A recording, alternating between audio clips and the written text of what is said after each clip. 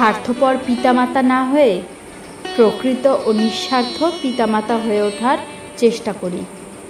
সন্তান যে কোনো পিতামাতার কাছে অত্যন্ত উন্নত এক যত্নের স্থান।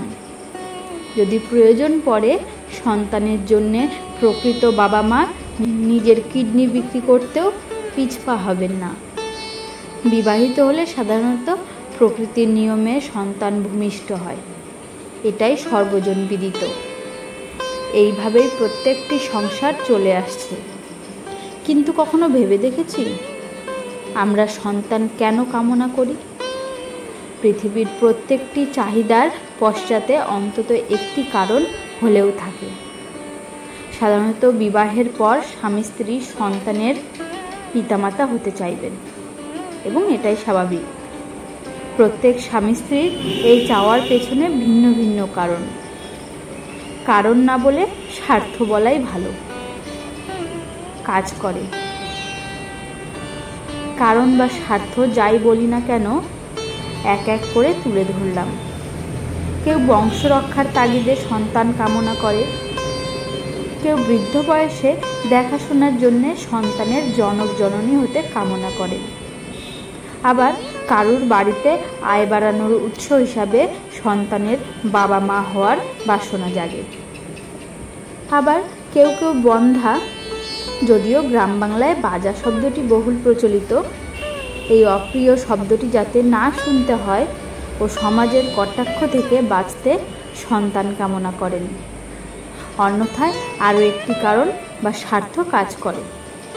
বড় হয়ে সন্তানের যদি বিশাল নামডাক হয় তাহলে তার বাবা মা প্রকারান্তরে নিজেদেরকে সেলিব্রিটি ভাবতে শুরু করেন। যদিও এমন শ্রেণী বাবা মায়ের সংখ্যা অতি নগণ্য। সন্তান ভূমিষ্ঠ হওয়ার পর আমাদের আশা আকাঙ্ক্ষা ক্রমশ বাড়তে থাকে। তাকে নিয়ে উচ্চাশা এতটাই বেড়ে যায় আমরা ভুলে যাই যে সন্তান আজ আমার। সে কিন্তু তার নিজের ইচ্ছায় পৃথিবীতে আসেনি। স্বামী স্ত্রী যখন মনে করেছেন তখন সন্তানকে পৃথিবীতে এনেছেন। এখানে বাবা মায়ের তার স্বার্থ রক্ষা করেছেন। ভূমিষ্ঠ হওয়ার পর সন্তানকে নিয়ে আশা উচ্চাশা এতটাই বেড়ে যায় যে বড় হয়ে সে যদি তার বাবা মায়ের প্রতি যত্ন না নেয় অথবা অস্বীকার করে তখন সমাজ তাকে অযোগ্য বা সন্তানের নামে কলঙ্ক বলতেও ছাড়ে না।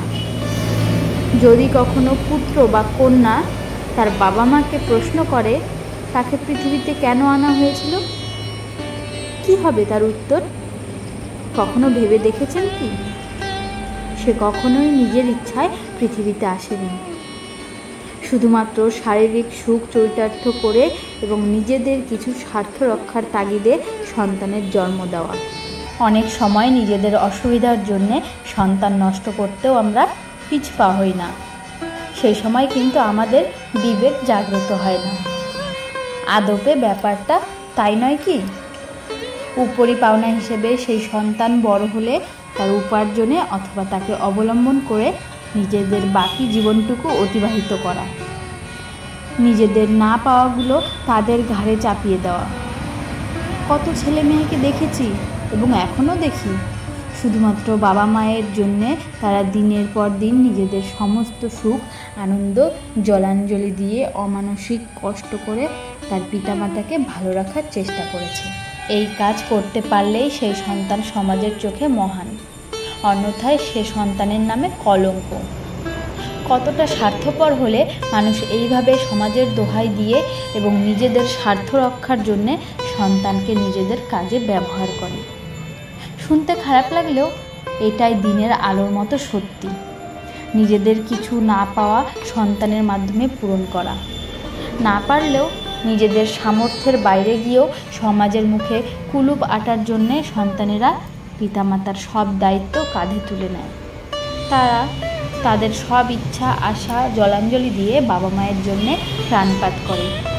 এই কর্তব্যের পেছনে কারণই একটাই, যেহেতু তার পিতামাতা তাকে জন্ম দিয়ে পৃথিবীর আলো দেখিয়েছেন। আর যে সন্তান তার বাবা মাকে অবহেলা করে তার কপালে জোটে সমাজের কটূক্তি। নানা রকম বাছা বাছা বিশ্লেষণে তাকে ভরিয়ে দেওয়া হয়। ভাবুন, ভাবার সময় এসে গেছে। কোনো এক্সপেকটেশন বা আশা রাখবেন না। সন্তান যদি নিজে থেকে কিছু করতে চায় তাহলেও সে ভালো সন্তান। ভালো করলে তাকে প্রশংসায় ভরিয়ে দিন। কিন্তু যে পুত্র বা কন্যা তার বাবা মায়ের জন্য কিছু করে না, তাকে কটূক্তিতে ভরিয়ে দেওয়া থেকে বিরত থাকলেই ভালো করবেন। সমাজের মুখ আপনি বন্ধ করতে পারবেন। শুধুমাত্র সন্তানকে ব্যবহার করে নিজেদের স্বার্থসিদ্ধি করা বা তার উপার্জনে নিজেদের ইচ্ছা পূরণ করা অথবা তাকে ব্যক্তিগত সম্পত্তি ভাবা বন্ধ করলে দেখবেন আখেরি পৃথিবীর প্রতিটি পিতামাতা ভালো থাকবেন।